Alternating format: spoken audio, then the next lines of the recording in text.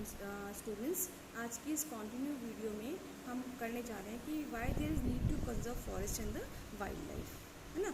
हमें फॉरेस्ट को, जंगलों को और जो है वाइल्ड लाइफ को, वनस्पति जगत को, जीव जंतु जगत को क्यों बचाने की आवश्यकता पड़ती है या क्यों संरक्षण की आवश्यकता पड़ती है। सबसे पहले हम ये कहेंगे कि maintaining the ecological balance for supporting the life. हमें जो इकोलॉजिकल बैलेंस है उसको मेंटेन करने के लिए हमें फॉरेस्ट लाइफ और फॉरेस्ट लाइफ को कंजर्व करना पड़ता है। देन जो डिफरेंट काइंड ऑफ स्पीसीज़ हैं जो एक्सटिंक्ट हो रही हैं, जो एंडेंजर हो रही हैं, रेयर हो रही हैं, उनको बचाने के लिए भी हमें फॉरेस्ट और वाइल्ड लाइफ को कंजर्व करना पड़ता है। देन इकोनॉमिकली इंपॉर्टेंट जो प्लांट्स हैं, जो बहुत इंपॉर्टेंट प्लांट्स हैं, उनको बचाने के लिए भी, उनको संरक्षण करने के लिए भी हमें वाइल्ड लाइफ और फॉरेस्ट को कंजर्व करना पड़ता है। देन फ्यूल को, वाटर को, डोमेस्टिक नीड्स को और पॉपुलेशन को भी हमें जंगलों को बचाने के लिए क्या करनी पड़ती है, आवश्यकता पड़ती है। देन समटाइम्स जो स्मॉल विलेजेस होते हैं, जो स्मॉल स्केल और लार्ज स्केल वाली जो इंडस्ट्रीज़ होती हैं, उनको बचाने के लिए भी हमें conservation of forest and wildlife करना पड़ता है। Conservation of forest and wildlife, अगर हम देखें कि due to rapid decline of wildlife population and forestry has become essential, तो हमें उन सब के लिए, decline of wildlife population और फॉरेस्ट्री को बचाने के लिए there is need to conserve a forest and the wildlife. तो अगर हम उसको देखें तो सबसे पहले हम देखेंगे कि there are different kind of distribution of forest and wildlife resources. Even if we want to conserve our vast forest and wildlife resources, it is rather difficult to manage, control and regulate them.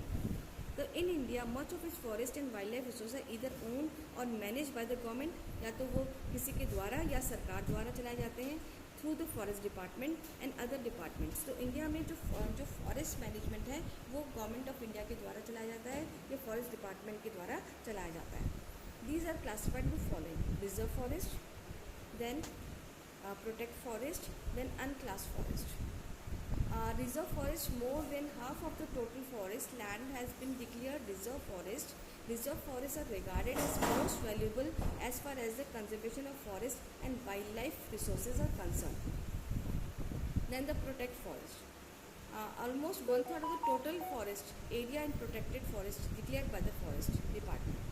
The forest land are protected from any further depreciation, ताकि आगे कोई further depreciation ना हो, इसलिए forest department जो है इन forest को प्रोटेक्टेड फॉरेस्ट डिक्लेयर कर देती है।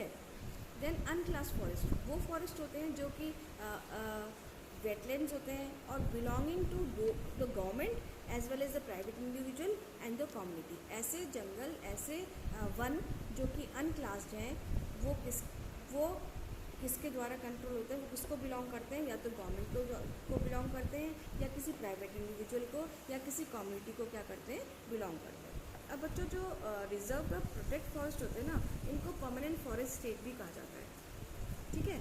रिजर्व एंड प्रोटेक्ट फॉरेस्ट है maintain for the purpose of producing timber, यानी कि यहाँ पे जो प्रोड्यूस होता है वो टिम्बर यानी कि वुड फॉर द बिल्डिंग्स, इमारती लकड़ियों के लिए, और जो फॉरेस्ट प्रोडक्ट होते हैं वो उसके लिए, और प्रोटेक्टिव पॉइंट ऑफ व्यू से भी, संरक्षण की के नज़रिए से भी इनको क्या कहा गया है, इनको रिजर्व एंड प्रोटेक्टेड फॉरेस्ट कहा गया है और इनको मेंटेन किया जाता है, ठीक है। फिर हम ये देखेंगे कि जो मध्य प्रदेश है ना, जिसमें कि सबसे ज़्यादा लार्जेस्ट एरिया है परमानेंट फॉरेस्ट कवरिंग का, and about 75% of total forest, और टोटल फॉरेस्ट जो कवर करता है वो कितना है, 75% करता है।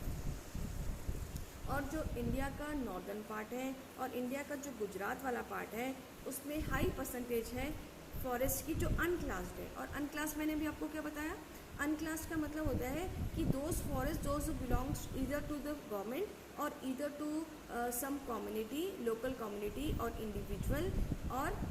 Individual as a whole. तो इस तरह के जो एग्जाम्पल हैं, अनक्लास के जो एग्जाम्पल हैं, वो हमें कहाँ मिलेंगे, नॉर्दर्न इंडिया में मिलेंगे, नॉर्दर्न स्टेट्स में मिलेंगे और इवन पार्ट्स ऑफ गुजरात में भी मिलेंगे। तो आपसे 1 नंबर में ये क्वेश्चन पूछा जा सकता है। Forest and wildlife conservation strategies, यानी कि क्या तरीके अपनाए गए कि कंजर्वेशन ऑफ फॉरेस्ट किया जाए।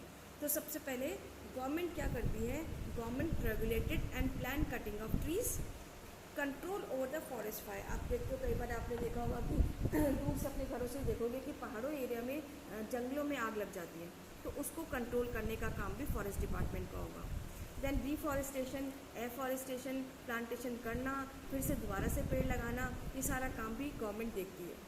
Then check over the forest clearance for agriculture and habitation purpose, और ये भी चेक करती है कि भाई अगर जंगल काटे गए तो क्यों काटे गए हैं, किस चीज़ के लिए काटे गए हैं, एग्रीकल्चर पर्पस के लिए काटे हैं या हैबिटेट के लिए काटे गए हैं। तो इस तरह से ये पूरा काम, ये तरीके अपनाए जाते हैं ये फॉरेस्ट मैनेजमेंट के द्वारा, ठीक है।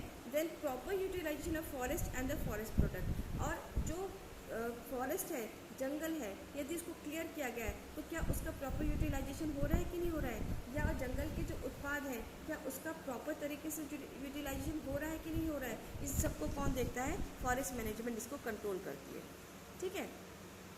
Then the role of government in the forest conservation, अब गवर्नमेंट ने क्या अहम भूमिका अपनाई है, तो बच्चों इसके लिए गवर्नमेंट ने एक एक्ट बनाया जिसको हम बोलते हैं forest conservation act 1980, and according to this the rules has been made that nobody, कोई भी डी रिजर्वेशन एरिया में, कोई भी इस एरिया में नहीं आ सकता है without the prior permission of central government. Central government की प्रायर परमिशन के अलावा कोई भी इन फॉरेस्ट में नहीं जा सकता है। Is it clear? यहाँ क्लियर हो गया? ठीक है। Conservation of wildlife, conservation of wildlife में क्या होगा कि अबाउट 14 बायोस्फीयर्स जो है बीन फाउंड इंडिया में, बायोस्फीयर रिजर्व्स बनाए गए हैं। Financial and technical assistance is provided to many botanical gardens by the government it's in 1992, तो उनको इन बॉटनिकल गार्डन्स को फाइनेंशियल और टेक्निकल हेल्प दी जाती है गवर्नमेंट के द्वारा 1992 में। फिर project tiger, project rhino, project great Indian bustard are other projects which are controlled and which are save by the government of India, ठीक है। अब हम पढ़ते हैं कि फिर role of community in conservation. तो कम्युनिटी का मतलब क्या होता है, वो समुदाय जो कि जंगलों की सुरक्षा करते हैं, जिसमें कि एग्जांपल मिला हमें सरिस्का टाइगर रिजर्व में राजस्थान में कुछ विलेजर्स ने आवाज़ उठाई माइनिंग में जो खदानें हो रही थी उनके खिलाफ उठाई, citing the wildlife protection act. उन्होंने क्या मुद्दा उठाया कि वाइल्ड लाइफ प्रोटेक्शन एक्ट के अंतर्गत ये माइनिंग नहीं हो सकती है। कहाँ पे? सरिस्का टाइगर रिजर्व राजस्थान में। ऐसे ही चिपको मूवमेंट है जो कि सक्सेसफुली रजिस्टर्ड द डिफॉरेस्टेशन, है ना। तो चिपको मूवमेंट में क्या था कि जो उत्तराखंड में लेडीज़ थी उन्होंने पेड़ों पे जाके चिपक गई थी कि इन पेड़ों को नहीं काटना है, और उसके जो लीडर हैं वो कौन है? सुंदरलाल भोगला जी, ठीक है। Then rise of farmers and citizen groups like Beej Bachao Andolan in Tehri and Navdanya has been launch by the community of that particular area. I hope यहाँ पे क्लियर हुआ होगा। फिर उसके बाद गवर्नमेंट ऑफ इंडिया के द्वारा प्रोजेक्ट टाइगर भी लॉन्च किया गया।